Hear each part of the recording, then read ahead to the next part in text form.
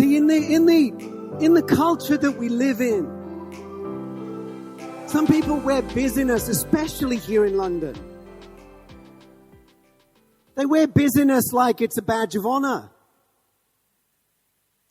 I mean, I'm certainly guilty of this. How are you? I'm busy. Oh, busy.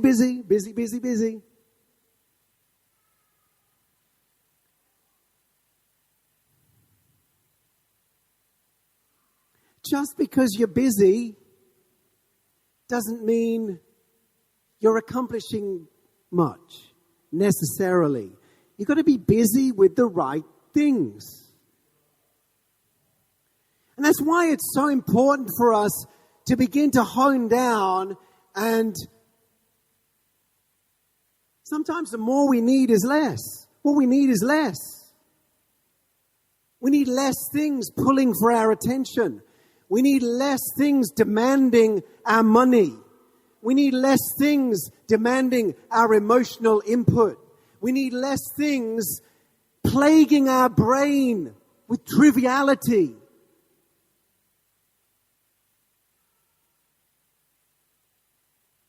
Because the measure of success is not the measure that the world is putting before you. It's not the measure that London is placing before you.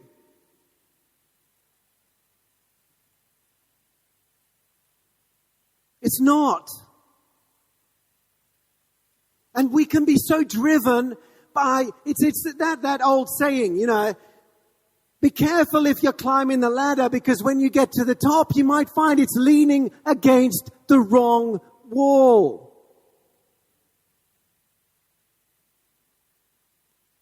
And that doesn't mean we should cease from ambitious plans.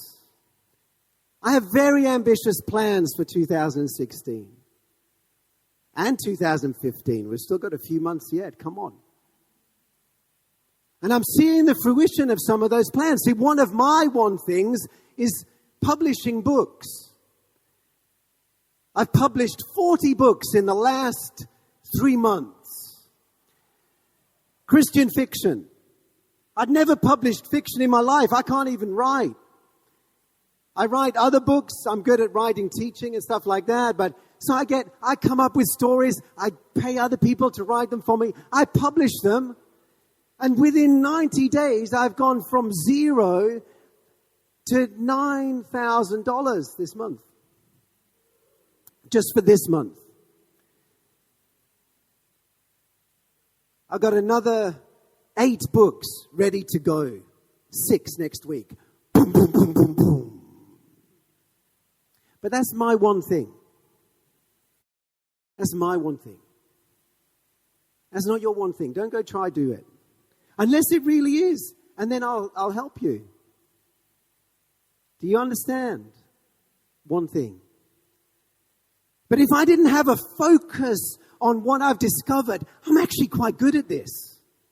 I've actually got a bit of a clue. I'm never going to run a gym. I know what is not my thing. But when you begin to discover what your thing is, don't try and be and do everything else as well. Find that one thing and give your heart, give your passion, give your focus to it, and you'll begin to see great fruit. I really believe that. This is a really interesting. When was the last time you read the book of Ecclesiastes? Homework, if you want. Read the book of Ecclesiastes. What an incredibly insightful book that is. And in the Amplified Bible, Ecclesiastes 4:4 says, "Then I saw all the painful effort in labor and all skill in work comes from man's rivalry with his neighbor." Let the Holy Ghost dig in and get down to some of the motives behind why you do what you do.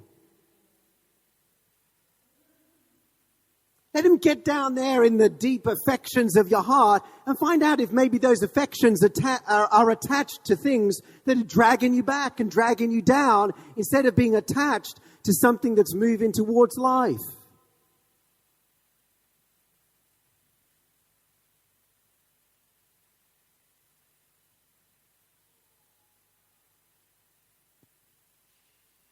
I beseech you therefore, brethren, by the mercies of God, that you present your bodies a living sacrifice, wholly acceptable to God, which is your reasonable service, and do not be conformed to this world.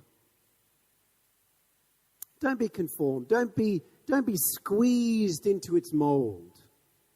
Don't think that the pressure that the world is putting upon you to look a certain way, drive a certain car, speak a certain way, whatever it may be, I don't know. Do you know what I mean? We've all got our things that we're susceptible to. But don't be duped. You can run after those things for your entire life and come to the end of your life and think, what have I spent my life chasing? We have an opportunity now to just, David, you are cumbered about many things. Come sit at my feet and let me talk to you about some of the things that I have prepared for you.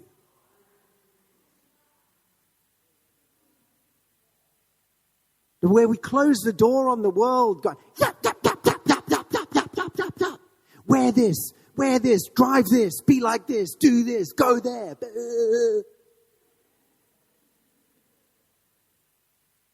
There was an old prophet, died and went to heaven, came back again to tell the story.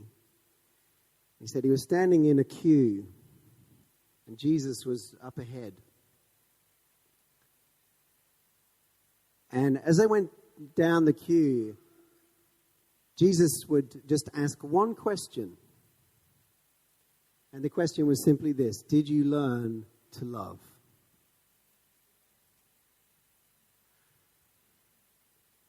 I fall so far short in this matter.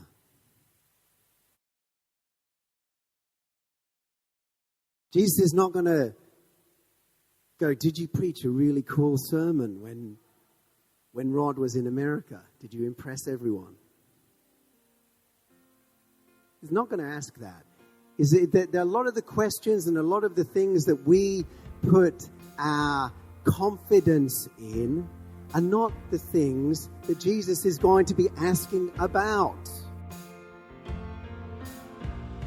Thanks for listening to today's episode. Hopefully it was a blessing to you. If it was, do please consider leaving a rating and a review on whatever platform you are listening on.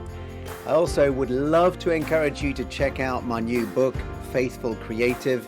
We've got a package of resources designed specifically to encourage you in your Christian creative call.